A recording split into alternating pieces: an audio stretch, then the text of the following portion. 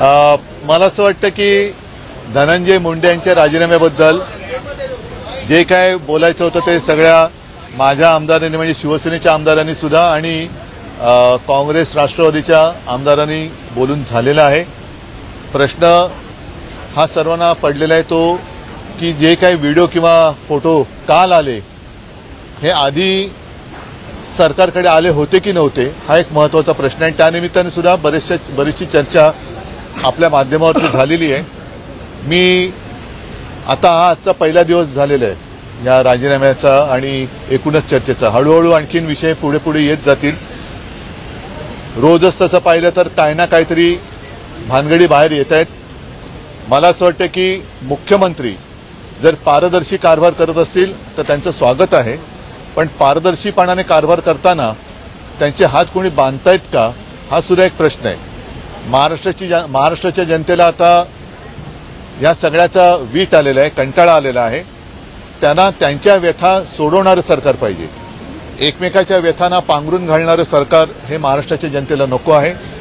आणि आमची सुद्धा हीच अपेक्षा आहे की विरोधी पक्ष म्हणून आम्ही नेमके कोणाचे विरोधी आहोत तर या समस्येच्या विरोधी आहोत। तर चांगलं राज्य घडवण्यासाठी सगळ्यांनी आपापल्या जबाबदाऱ्या पार पाडल्या पाहिजे। तुम्ही स्वतःही मुख्यमंत्री होतात, मुख्यमंत्र्यांकडे हे फोटो खूप आधीपासून आले होते आणि ते दाबून ठेवले गेले असं तुम्हाला वाटतंय का? समाज माध्यमांवर आणि माध्यमांमध्ये चर्चा आहे त्यात तुम्हाला काय तथ्य वाटतं? आता या प्रश्नाचं उत्तर स्वतः मुख्यमंत्र्यांनी द्यायला पाहिजे, कारण ते स्वतः गृहमंत्री पण आहेत। आपला प्रश्न जो आहे तो अतिशय योग्य आहे की 2-3 म्हणजे डिसेंबरपासून ही घटना गाजते।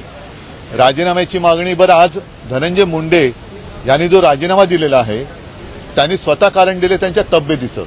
मी त्यांच्या तब्येतीबद्दल कोणते भाष्य करू इच्छित नाही, कारण कोणीही कोणाच्या तब्येतीबद्दल आणि प्रकृती अस्वास्थ्याबद्दल चेष्टा टवाळी करू नये।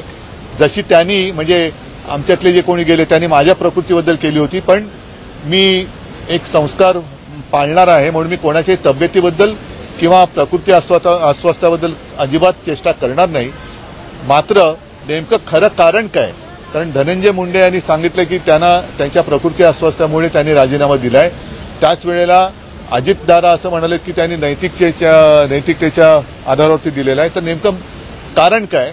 आणि जर का त्यांनी प्रकृती अस्वास्थ्यामुळे दिला असेल तर एवढे फोटो आणि व्हिडिओ बाहेर आल्यानंतर सुद्धा त्यांचा राजीनामा मग घेतला का गेला नाही याचं उत्तर सरकारने दिलं पाहिजे। आता माणिकराव कोकाटे यांचा नंबर असेल का? तुम्ही आग्रही होते पण धनंजय मुंडे राजीनामा द्यायला तयार नव्हते। आता मला असं वाटतं तो राजीनामा झालाय, फक्त राजीनामा नेमका काय कारणाने दिला गेलेला आहे ह्याचंही उत्तर आलं पाहिजे। आणि आता तुम्ही जो प्रश्न विचारला की ह्या सगळ्या गोष्टी नेमक्या अधिवेशन काळामध्येच बाहेर कशा आल्या आणि 2-1 महिने जर त्या होत्या तर बाहेर का आल्या नव्हत्या, आणि जर बाहेर आलेल्या होत्या किंवा यांच्यापर्यंत पोहोचल्या असतील तर त्याच वेळेला यांचा राजीनामा का घेतला गेला नाही हे या अनुषंगाने निर्माण झालेले प्रश्न आहेत।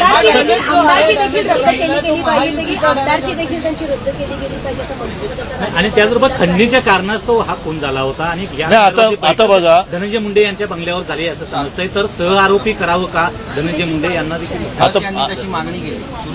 म्हणूनच मी काय म्हटलं की 2-1 महिने या सरकारने तशी कोणती हालचाल केलेली नव्हती हे आश्चर्यकारक आहे। आणि आता जी काय मागणी होते मग ती जनता आज तिकडे मराठवाड्यामध्ये उत्स्फूर्तपणाने काही ठिकाणी बंद होत आहेत।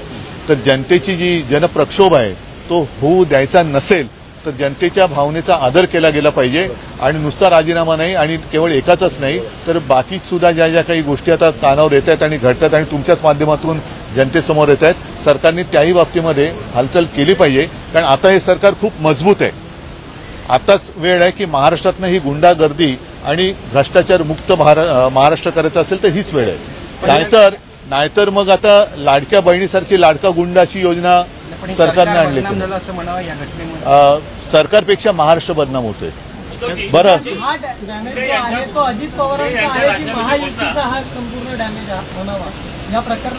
ह्या एकूण जी बदनामी होते ती सरकारची होते, पण त्याचबरोबरीने महाराष्ट्राची बदनामी होते आहे। आणि महाराष्ट्राची बदनामी कोणत्या परिस्थितीत होता कामा नये हे महाराष्ट्रातल्या प्रत्येक नागरिकाचं मत आहे। महाराष्ट्र के हालात उत्तर प्रदेश या बिहार जैसे हो गए जिस प्रकार से नाही माणिक सर, बरं ठीक आहे. नाही आज पक्षाच्या वतीने विरोधी पक्षनेत्यासाठी अध्यक्षांकडे भास्कर जाधव यांच्या नावाची शिफारस करण्यात आलेली आहे. अनेक दिवसांपासून केव्हा शिफारस करणार मला तेच मी बोलायला आलो होतो, पण तुम्ही काय मला बोलूच देत नव्हता. आता तुमच्या समोर मी जो आत्ता आलेलो आहे ते हेच सांगायला आलेलो आहे की गेले काही दिवस सातत्याने एक प्रश्न विचारला जात होता की विरोधी पक्षनेते पदावरती दावा तुम्ही सांगणार आहात की नाही. आज शिवसेनेने विरोधी पक्षनेते पदावरती दावा केलेला आहे आणि साहजिकच आहे, काँग्रेस असो राष्ट्रवादी असो, महाविकास आघाडी म्हणून या पुढची वाटचाल जी आहे ती आम्ही एकत्र करणार आहोत. इतर सुद्धा ज्या काही गोष्टी आहेत त्याहीबद्दल आमची चर्चा सुरू देखील आहे आणि यापुढे सुद्धा चर्चा करून आम्ही एकत्रित निर्णय यापुढे घेत राहू. पण आज मात्र आम्ही विधानसभा अध्यक्षांकडे विधानसभेतल्या विरोधी पक्षनेते पदासाठी माननीय भास्करराव जाधव यांच्या नावाची मागणी केलेली आहे आणि आम्हाला खात्री आहे की लोकशाही मूल्यांचं पालन करून लवकरात लवकर याचा निर्णय होईल आणि येत्या बजेटपूर्वी, कारण बजेटमध्ये विरोधी पक्षनेते पद किंवा विरोधी पक्षनेता असायला पाहिजे जो जनतेच्या वतीने काही बोलू शकेल. तर आम्ही अपेक्षा अशी करतोय की मुख्यमंत्री ज्याप्रमाणे स्वच्छ कारभार करतायत, भ्रष्टाचार एक असेल, आता त्यांनी काल परवा सांगितलेलं आहे की कोणी जरी गुंड असला, आता केंद्रीय मंत्र्यांच्या मुलीची छेडछाड काढली गेली तर स्वतः मुख्यमंत्री बोललेत की कोणत्याही पक्षाचा असला तरी त्याला दया माया क्षमा दाखवली जाणार नाही. तर त्याच पद्धतीने त्याच नीतीला जागून याही बाबतीमध्ये लवकरात लवकर निर्णय होईल अशी आम्हाला आशा आहे. विरोधी पक्षनेते पदाचा अडीच वर्षांचा फॉर्म्युला ठरलेला आहे का? असा फॉर्म्युला वगैरे काही नाहीये आणि म्हणून मी म्हटलं की आम्ही एकत्रितपणाने पुढे जातो आहोत. बऱ्याच गोष्टी आहेत, जसं काही निवडणुका असतील काही असतील तर पुढे बघू नका.